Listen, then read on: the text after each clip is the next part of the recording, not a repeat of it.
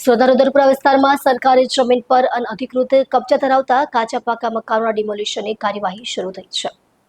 કોંગ્રેસ પ્રમુખ અને સ્થાનિક નેતાઓએ સુરત મ્યુનિસિપલ કોર્પોરેશન સમક્ષ રજૂઆત કરી વૈકલ્પિક રહેઠાણ વ્યવસ્થા વિના લોકોને હટાવવા વિરોધ વ્યક્ત કર્યો છે.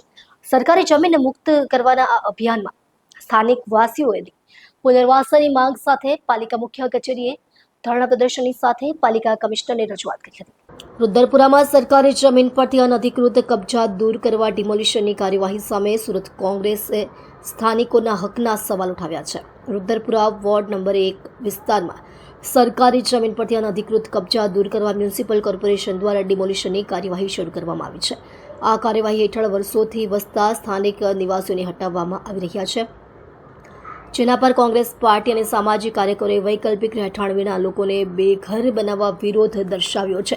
સુરત મ્યુનિસિપલ કોર્પોરેશન દ્વારા સરકારી જમીન મુક્ત કરવાની મુહિમ હેઠળ કાર્યવાહી કરવામાં આવી રહી છે. ત્યારે રુદ્રપુરાના વોર્ડ 1માં દાયકાઓથી વસતા લોકોને નોટિસ આપી મકાનો ખાલી કરવા ફરમાન કર્યું છે. અસરગ્રસ્તો માટે કોંગ્રેસના નેતાઓ અને સ્થાનિકોની મળી પુનર્વસવાટની વ્યવસ્થા કરવા, લોકોને બેઘર ન કરવા જોઈએ તેવી રજૂઆત કરી પાલિકાની મુખ્ય કચેરીએ મોરચો પહોંચ્યો હતો. સુરત કોંગ્રેસના નેતાઓ મ્યુનિસિપલ કમિશનર સમક્ષ રજૂઆત કરીને માંગ કરી છે કે સ્થાનિકોને વૈકલ્પિક રહેઠાણની રાહત આપવી. તેમણે આ કાર્યવાહીને ગરીબો પ્રત્યે નિર્દય ઠેરવી છે.